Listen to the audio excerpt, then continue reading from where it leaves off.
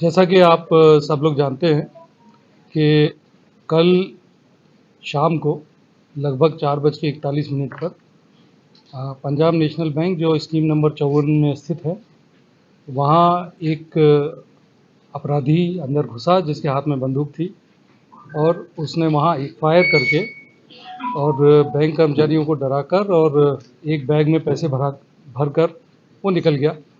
बाद में जब इस राशि को हम लोगों ने काउंट कराया तो वो लगभग 6,64,000 के आसपास वो राशि थी। घटना बहुत ही गंभीर प्रकृति की दिखाई देती थी और उसी गंभीरता को ध्यान में रखते हुए पुलिस टीमें अपने काम में लगाई गई। मैं ये बताना चाहूँगा कि हमने अपराधी आइडेंटिफाई कर लिया है। अपराधी के पास से काफ़ी सामान हमारे पास जब्त हो गया उसके घर से और अपराधी के पीछे हमारी टीमें लगातार लगी हुई हैं। कैसे ये सब चीज़ें हुई वो मैं थोड़ा आपके सामने खुलासा करना चाहूँगा कि कैसे हम लोग इस अपराधी के पास तक पहुँचे हैं। जैसा कि आप देख रहे होंगे कि कल सिक्योरिटी गार्ड हो सकता है, इसके पीछे जो कारण हमें समझ में आते थे, वो जो सीसीटीवी फुटेज आप सभी लोगों ने भी वो फुटेजेस देखे होंगे, उसमें सबसे पहले जो महत्वपूर्ण कारण समझ में आया वो ये था कि जो बंदूक दिखाई देती थी वो लाइसेंसी बंदूक थी। तो ये बात स्पष्ट होती थी कि लाइसेंसी बंदूक का इस्तेमाल कोई सिक्योरिटी गार्ड ही कर सकता है। तो पहली चीज़ तो ये थी कि जिससे हमें ये समझ में आया।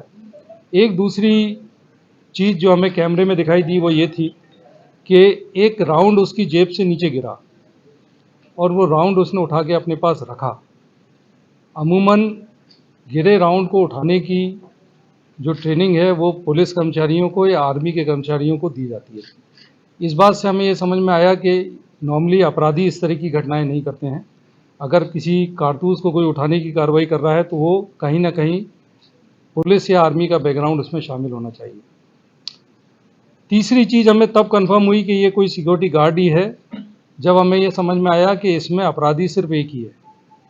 पहले हमें ये लगता था कि एक व्यक्ति जो उसके बाहर खड़ा है उस पर हमें बहुत शंका इस बात की हुई कि वो जब घटना हो रही थी अंदर, उसी समय वो शटर से अंदर दाखिल होने का प्रयास करते हैं और इसके बाद वो बाहर निकल जाते हैं और बाहर जाने में उनका ऐसा लगता है कि उन्होंने कोई अलार्म रेज नहीं किया, अर्थात कोई हल्ला गुल्ला नहीं मचाया।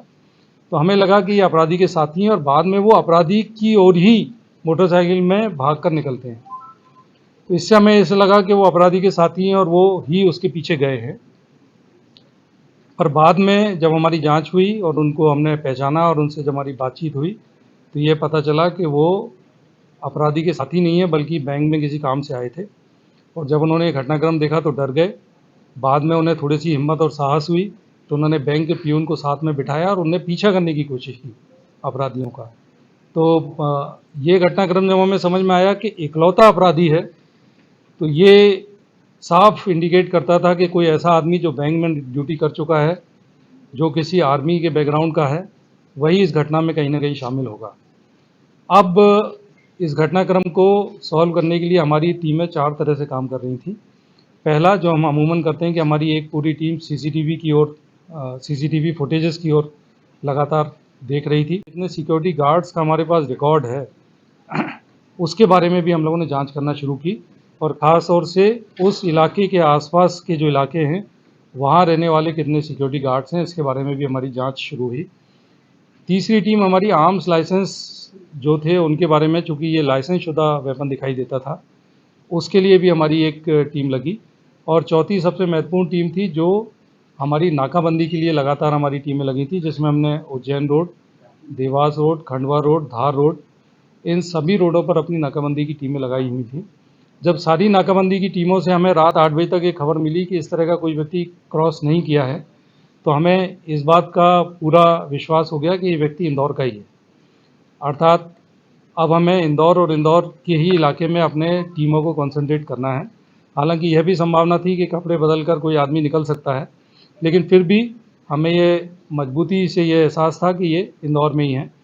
मैं हमारी पूरी टीम जिसको लीड श्री अभिनय विश्वकर्मा जो हमारे जोन 2 डीसीपी हैं, आपकी कड़ी मेहनत और आपकी पूरी टीम की कड़ी मेहनत, जिसमें अमरेंद्र सिंह, आपके साथ 2IC विजयनगर गौतम, इसके अलावा TI लसूड़िया श्री तारेश सोनी कृष्ण लाल चंदानी एसीपी, आप सभी लगातार पूरी रात लगे रहे और मुझे लगता है कि लगभग 1000 के आसपास कैमरे आप लोगों ने खंगाले और एक एक कैमरे से एक बहुत अच्छी बात ये हुई कि इनका उत्साह इसलिए बढ़ता गया कि इन्हें एक एक कैमरे से रूट कुछ कुछ क्लियर होता गया। कभी वो न्याय नगर पे दिखाई दिया, फिर आगे उन्हें हीरा नगर के आसपास दिखाई दिया। पूरा रूट आपको एक बार डीसीपी उन्हें बहुत अच्छी तरह बता पाएंगे। जैसे जैसे रूट क्लियर होता जा रहा था वैसे वैसे हमारी टीम लगातार उसमें मेहनत करती जा रही थी। पूरी रात टीम ने मेहनत की है। मुझे लगता है कि हमारी 15 से अधिक टीमें लगातार सीसीटीवी कैमरों को खंगालने में लगी थी।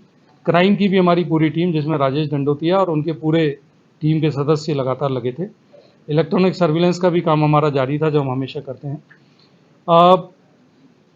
इसमें जो टीमें हैं वो लगातार, उनको जब ये रूट मिलता गया तो एक जगह इनको कैमरे में चेहरा भी दिखाई दिया। आपने देखा होगा कि वो बीच में मास्क लगाए थे, बाद में इन्हें एक जगह कैमरे में चेहरा भी दिखाई दे गया और गाड़ी का कलर भी इन्हें बहुत क्लियर हो गया कि गाड़ी ग्रीन रंग की है। अब इनके पास ये टास्क था कि ग्रीन रंग की गाड़ी उस इलाके में कहाँ पार्क्ड है। तो एक पूरी तैयारी इन लोगों ने कॉम्बिंग गश्त टाइप की, जिसमें कि पूरी टीम ने उस इलाके में कोई गाड़ी तो पार्क नहीं है। और पुलिस इस मामले में थोड़ी सौभाग्यशाली रही कि एक घर के बाहर उन्हें वही गाड़ी पार्क की हुई। जिस इलाके के पास का कैमरा इन्हें देखने के लिए मिला था, उसके पास इन्हें वो गाड़ी खड़ी दिखाई थी और इसके बाद हमारी कार्रवाई आगे बढ़ी है।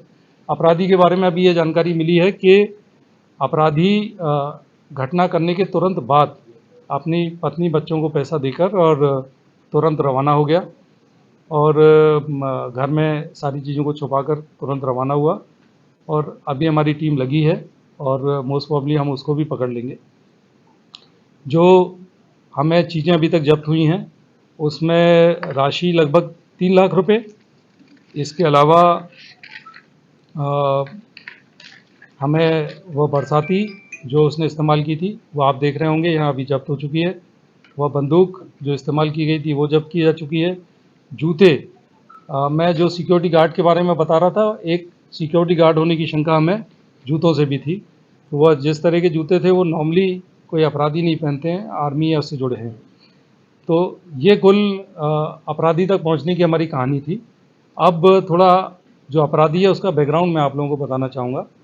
ये अरुण कुमार सिंह इनका नाम है और पहले ये आर्मी में काम कर चुके हैं 99 से 2006 तक। और वहाँ इनकी आदतें शराबखोरी और स्वास्थ्य कारणों से इनको आर्मी से बाहर कर दिया गया और बाहर आ जाने के बाद इन्होंने सिक्योरिटी गार्ड का काम किया।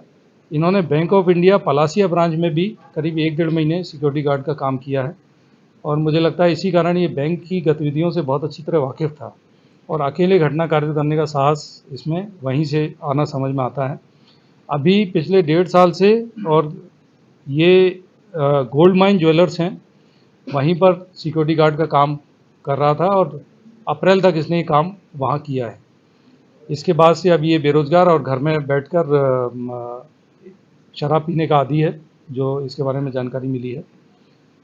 परिवार में पत्नी और एक 18 वर्ष की बच्ची है, जो इनके परिवार में रहने वाला ये एटा का है और वहाँ से यहाँ इंदौर आकर सिक्योरिटी गार्ड का काम कर रहा था। पूरी टीम हमारी लगातार लगी हैं।